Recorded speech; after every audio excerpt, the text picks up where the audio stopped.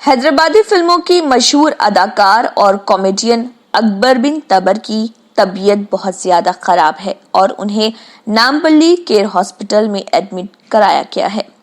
बताया गया है कि वो टाइफाइड की बीमारी में मुब्तला हैं। उनकी सेहत की दुआ की दरख्वास्त की गई है।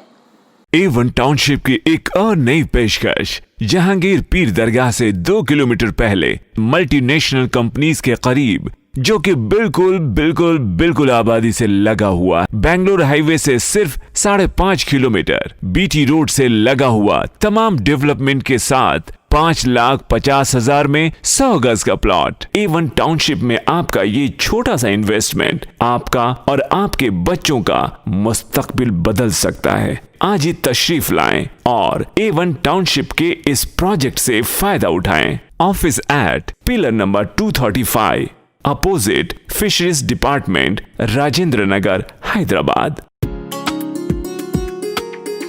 फ्रेंड्स की शादियों में ही डांस करती रहोगी या अपने बारे में भी सोचोगी? तो फिर तलाश करें ना मेरे लिए कोई परफेक्ट मैच। इतना परफेक्ट मैच कहाँ से मिलेगा?